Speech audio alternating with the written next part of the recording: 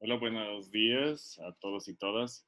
El día de hoy no podré estar con ustedes en vivo, pero sí me gustaría avanzar en un aspecto relevante acerca de lo que vamos revisando en clase, ¿no? Que es en el análisis experimental de la conducta. Ya vimos mucho sobre metodología cuantitativa, ¿no? Vimos acerca de cómo hacer hipótesis, preguntas de investigación, gráficas, algo de estadística descriptiva. Recuerden que tendrán una clase específica de estadística descriptiva, de metodología. Es por eso que esta clase es más de reflexión que de ahondar en cada una de estas metodologías o técnicas, ¿no? Sin embargo, pues necesitan ustedes tener un conocimiento general de todo esto, ¿no? Y bueno, creo que hemos llevado una dinámica de discusión.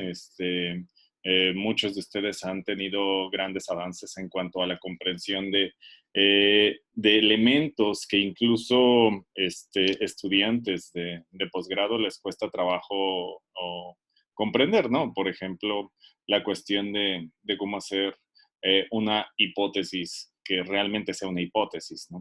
Eh, o u otros elementos indispensables para realizar una investigación. Hay que ser críticos todo el tiempo, ¿no? Los seminarios de investigación siempre son así, son agresivos en el sentido, quizá al que no estamos acostumbrados aquí en México, ¿no? O sea, a que te van a cuestionar todo lo que digas y bueno, y considerar que no es algo personal, simplemente es algo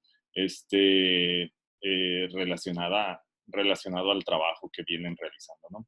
Y obviamente, pues siempre debe de haber una apertura hacia la crítica y hacia el mejorar, eh, pues, su propio trabajo, ¿no? Hay que ser, yo creo que una parte muy importante de la investigación es la humildad.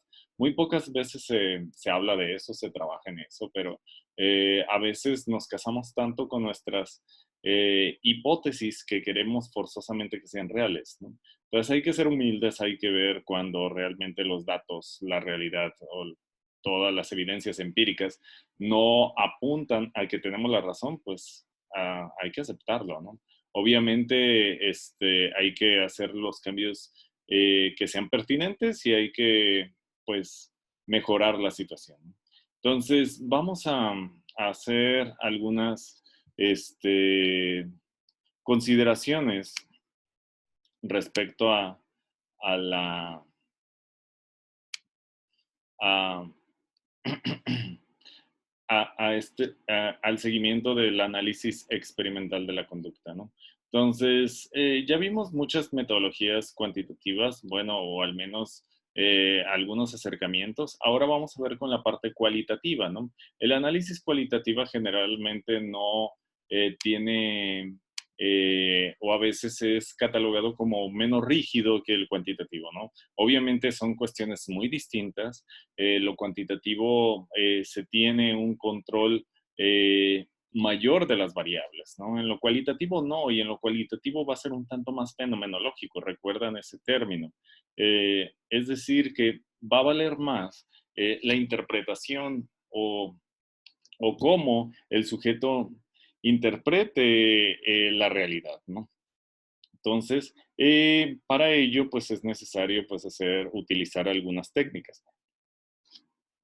Para la investigación cualitativa lo más importante es la entrevista. Entonces, la entrevista nos va a proporcionar los datos que nosotros requerimos para hacer este análisis cualitativo. Pero generalmente hablamos de, sí, metodología cuantitativa, metodología cualitativa, pero ¿a qué se refiere cada uno de estas, ¿no?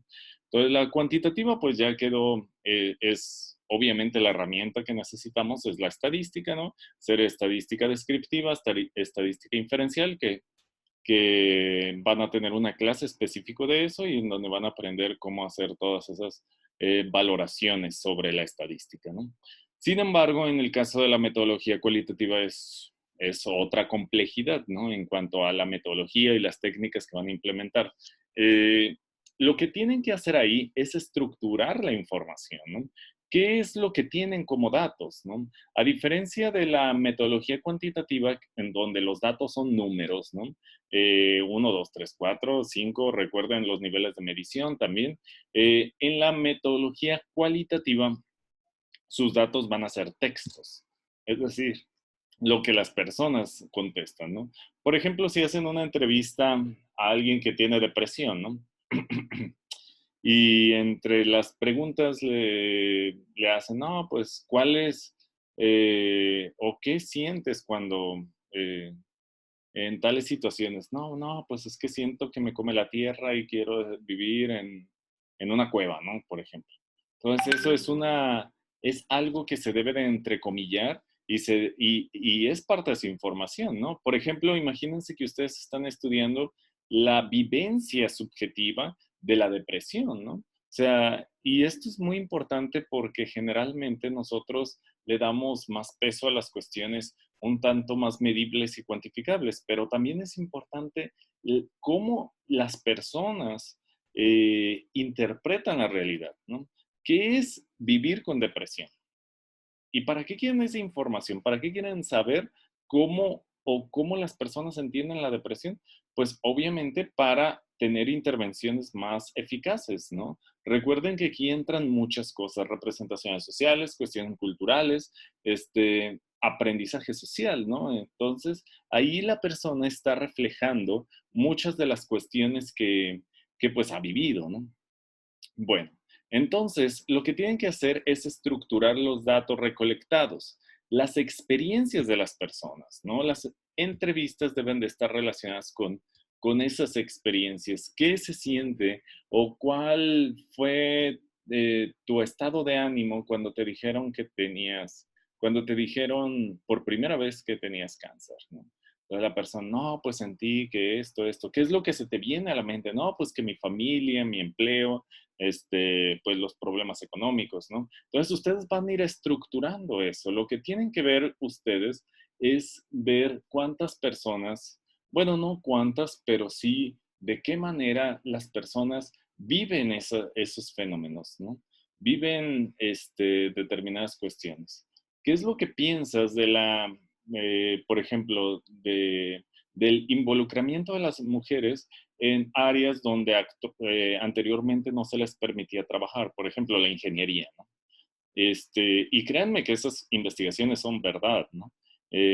Por ejemplo, hicimos un trabajo relacionado con ese planteamiento y unas personas decían, no, es que las mujeres no pueden estar en la ingeniería porque los hombres les van a faltar el respeto, por eso no pueden estar ahí. Incluso las mismas mujeres decían que su familia se rehusaba a que estudiaran una de esas carreras, ¿no? La ingeniería, por ejemplo. Entonces, ahí tienen que identificar esos mensajes y organizarlos, categorizarlos, estructurarlos, que tenga un sentido y dar un mensaje, ¿no? En sus conclusiones van a decir, no, pues es que no es que las mujeres no estén interesadas en la ingeniería, pero simplemente hay muchas cuestiones sociales que pues le dificultan a la mujer involucrarse en esas áreas, ¿no? Pareciera un área totalmente tomada por los hombres, ¿no?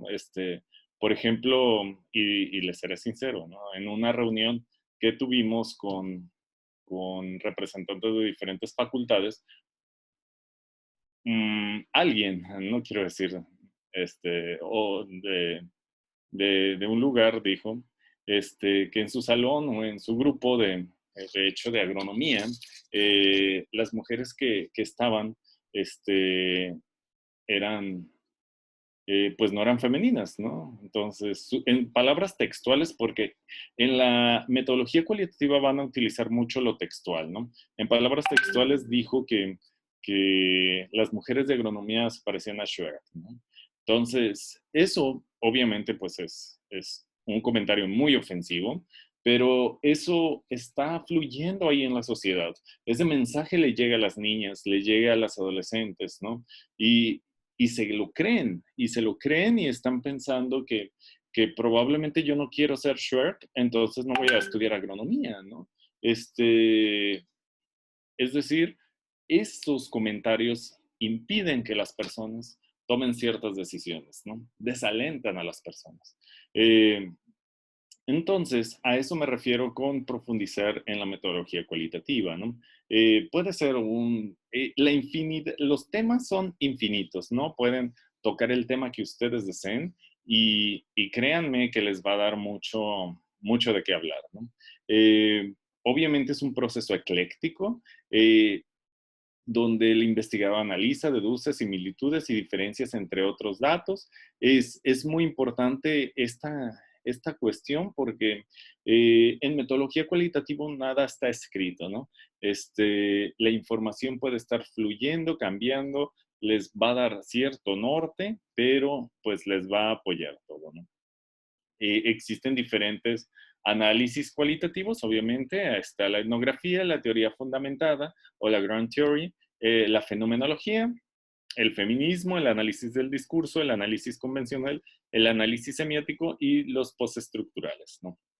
Ya posteriormente, ya en alguna clase más especializada en metodologías, pudieran ver cada una de estas posturas o de estas acercamientos de forma más específica, ¿no? Todos son muy interesantes, pero pues sí necesitan cierto nivel de instrucción. Quizá no al punto de que se conviertan en expertos y expertas, pero sí para que tengan un mayor manejo de estas situaciones, ¿no? Algo muy importante también es la saturación. Cuando nosotros seleccionamos información cuantitativa o una muestra desde una perspectiva cuantitativa, pues se hace un cálculo, ¿no? Para sacar la muestra, cuál es la muestra que sea representativa de la población que nosotros estamos trabajando. En cambio, en la metodología cualitativa, pues esto es distinto.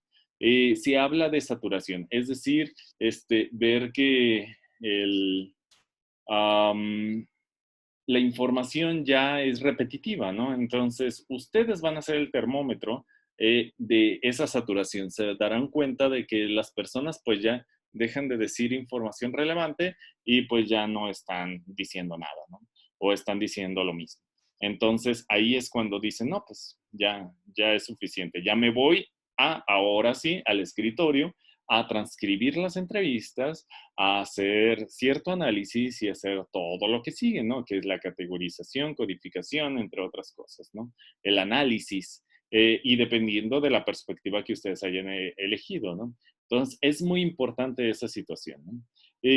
Después que estén en el escritorio y empiezan a leer y ven algunas inconsistencias, ahora pueden regresar nuevamente a campo, ¿no? Es un vaivén, no es, en metodología no es una cuestión lineal, ¿eh? O sea quanti, sea quali. Si es lineal es algo, va a ser algo falso, ¿no? Algo arbitrario. Yo les recomiendo que sean sinceros y sinceras, ¿no? Y que vayan viendo sus necesidades y vuelvan al campo las veces que sea necesario, ¿no? Es muy importante que todo quede muy claro, ¿no? Entonces, a eso se refiere esta cuestión de la saturación y el regresar al campo. Entonces, vamos a ver qué más tenemos.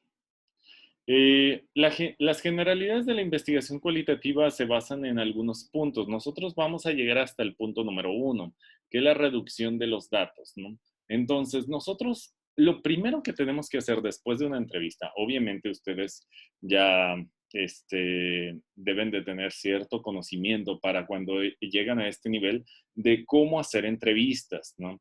Entonces, es una manera muy, muy, muy muy delicada de obtener información, ¿no?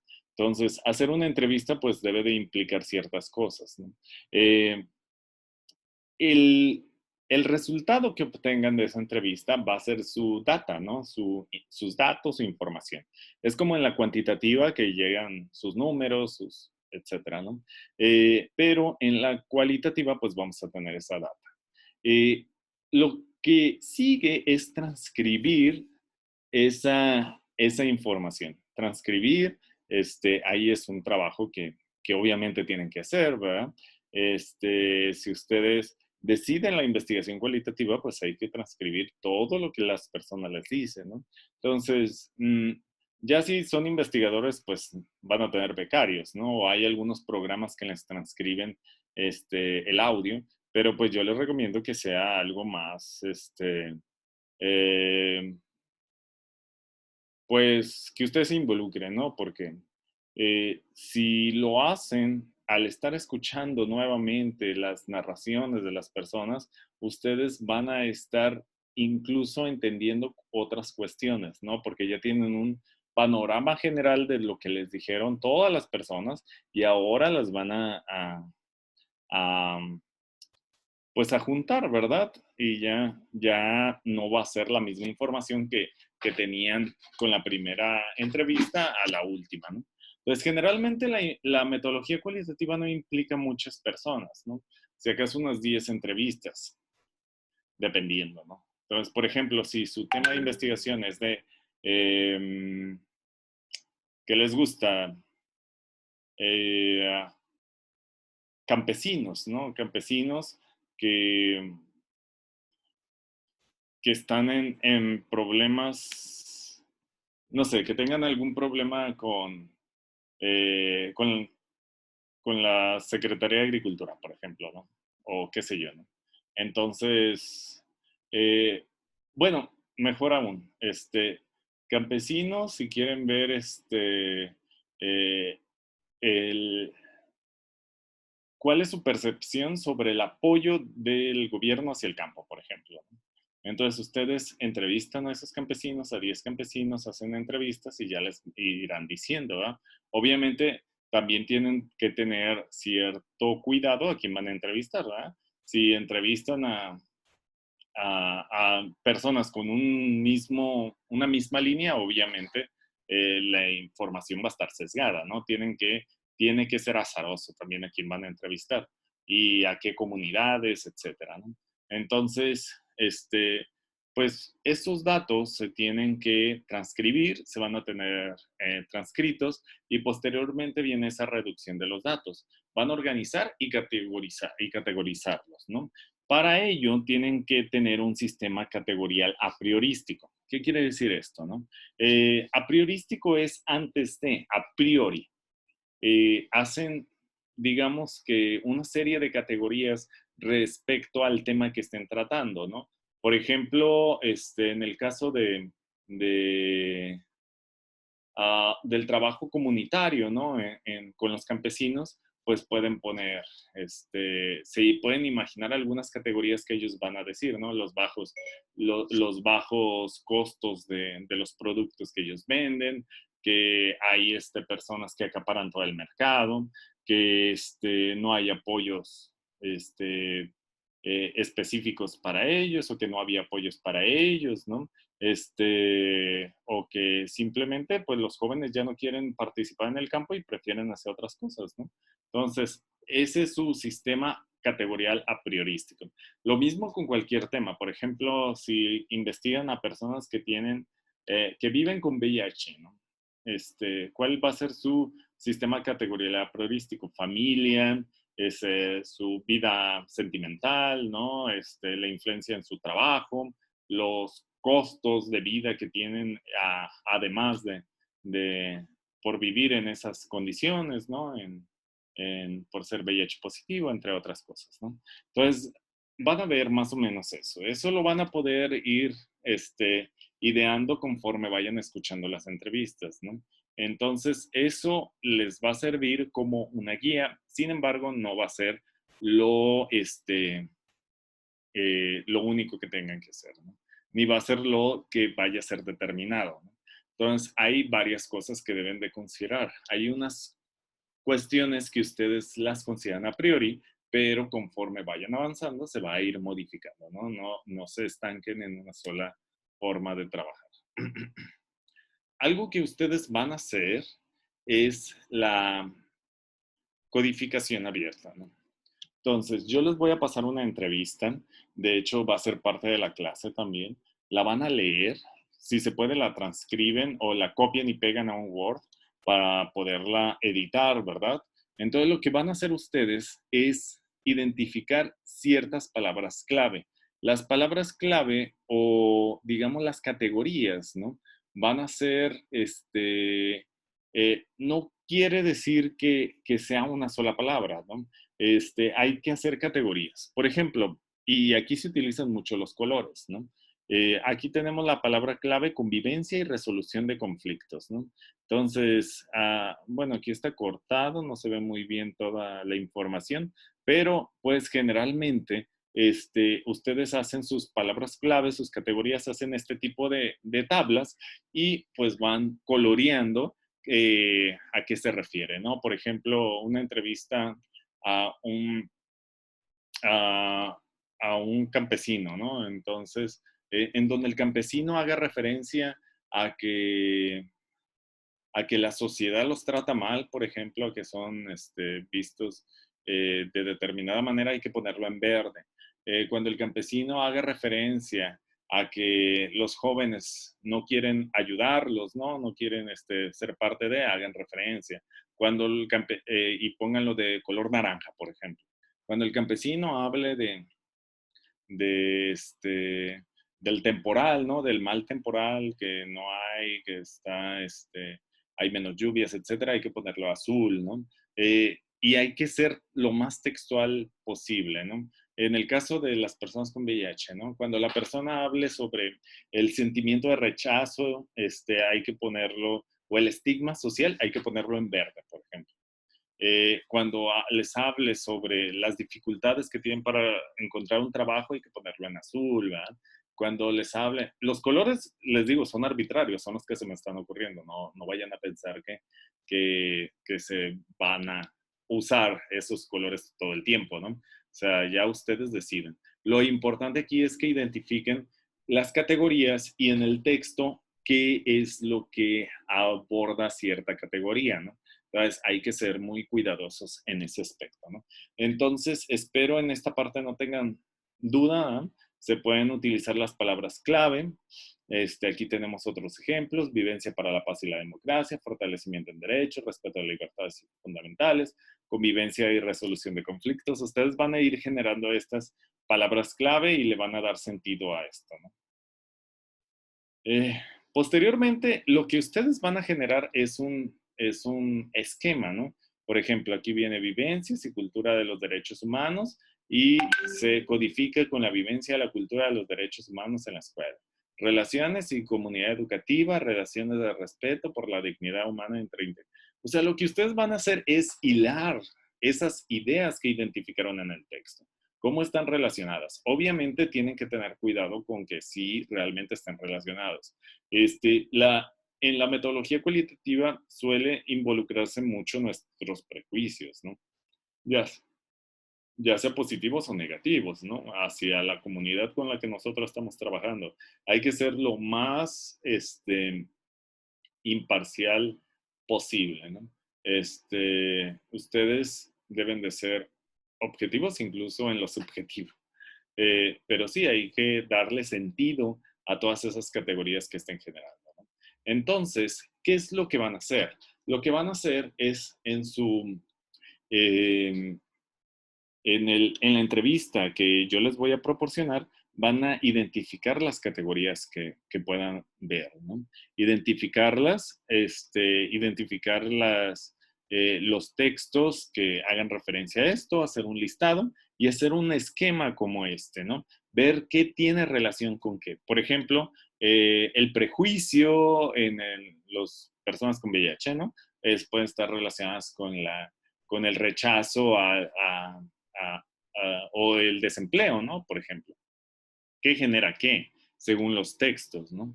O el prejuicio está relacionado con el estigma hacia las personas con VIH, ¿no? O el cómo son maltratadas, cómo son violentadas, los servicios de salud que reciben. No sé, o sea, depende de lo que las personas les contesten, ¿no? Entonces, y pues puede ser un mar de información, así que pues sí deben de tener mucho cuidado en qué es lo que están identificando, ¿no? Y obviamente, pues si esto se hace entre dos personas es mucho más enriquecedor, porque lo que no ve uno lo ve el otro, ¿no? O la otra. Entonces hay que hacer un esquema de este tipo ustedes como actividad para este día van a hacer la codificación en eh, van a hacer la codificación en, en ese texto, en esa entrevista. Eh, me la van a pasar, obviamente, pero me la van a pasar para la siguiente semana. Va a ser, en lugar del esquema de esta semana, va a ser la actividad, ¿no? Va a ser lo equivalente al esquema. Entonces, les voy a dar el tiempo suficiente para que el resto de la clase puedan trabajar en eso y no tengan que destinar más tiempo, ¿ah? Pero, pues, obviamente, va a haber se van a tomar un poco más de tiempo, ¿no? Hay que trabajar en esto porque ya es la metodología cualitativa. Ya la siguiente semana, el 12 de diciembre, tengo entendido que sí, ya es 12, ya es la entrega de esto, ¿no? Tanto de las correcciones de su trabajo como de los esquemas. Y en los esquemas, pues se va a incluir esta evidencia, ¿no? Esta evidencia de esta clase, donde vengan las tablitas, en donde pongan los colores, se debe de ver estos esquemas, ¿no? Bueno, entonces es lo que tienen que hacer, esa categoría. Posteriormente a esto, deben de, deben de hacer un texto, una conclusión sobre qué es lo que ustedes vieron en esa entrevista, ¿no? Entonces, hay que redactar algo al respecto, ¿no? No, pues yo, recuerden que siempre hay que ponerlo en tercera persona, ¿no? Se identificó que las personas que tienen VIH-Sida o viven con VIH-Sida, pues se sienten aisladas de la sociedad, sienten que hay muchos estigmas sociales aún contra de ellos, ¿no? Y que eso les impide, pues, adquirir o aspirar a quizá puestos laborales importantes, ¿no? Entre otros, ¿no? Entonces, aquí les puse algunos ejemplos, pero bueno, son de diferentes. Viene el focus group, la entrevista, ¿eh? Que son algunas otras técnicas de metodología cualitativa. También vienen cómo se redacta una entrevista, ¿no? Si se fijan, las pausas, todo lo que no se vea, ¿no? Se debe de poner incluso entre paréntesis pausa o se tocó la barbilla, hizo una pausa muy larga, todo lo que no sea evidente, lo que no se pueda leer, ¿no?